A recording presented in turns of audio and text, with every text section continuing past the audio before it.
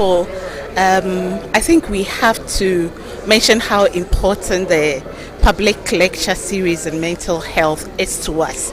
It's part of our mandate to create awareness on mental health in the country, and that is one of the ways that we are using to create awareness. So if you would remember, last year we had the first edition and we had a very good lecture, and this year we decided to delve into one of the major topics that has, should I say, come up in Ghana, and that is religion and mental health.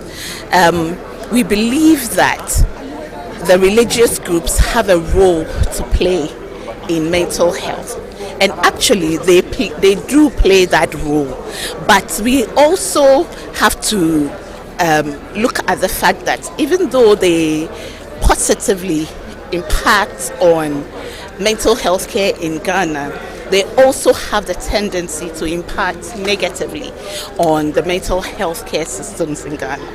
And that is why we thought, let's bring this up for discussion. Let's have a dialogue about it and see how going forward we can collaborate better for us to serve the good people of Ghana. And that's why we brought it up this morning.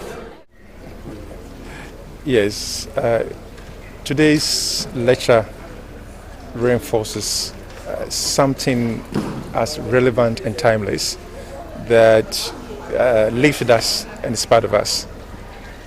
Indeed, the role and relevance and contribution of religion in ensuring that we have quality mental health services is what we discussed today.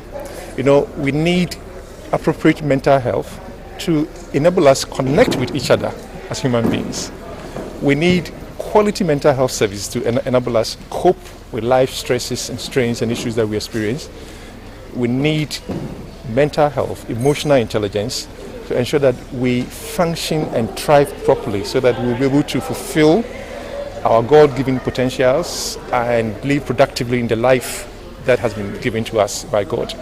So it is an emphasis of the fact that our beliefs, spirituality, convictions, and the way we see life determine very much the state of our mental health. And religious groups that determine our faith. Indeed, you can talk of religious groups comprising Orthodox churches, Catholic groups, Protestant groups, Pentecostal, Catholic Council.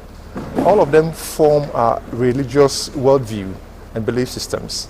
So what we discuss here today is to see the extent to which we can harness religious group. The power of religious groups in the country. They have several assets, they have several resources, they have unquestioned authority, captive audience, the power of the pulpit. It's so powerful. And remember that 71% of Ghanaians identify as Christians, 19% as Muslims, and meaning that more than 90% of Ghanaians are deeply religious. And so how can we harness the whole power of religion? So because religion is has both an intrinsic and instrumental value to enable us live proper, fulfilling life. That mental health, as important as it is, sometimes suffers from low priority attention, and yet it is a major determinant of whether we live harmoniously, even become more productive as citizens and children of God. That is why and how we met here today to deliberate on the issue of religious group and the state of mental health in our country. It is our deepest expectation that we will exercise civility.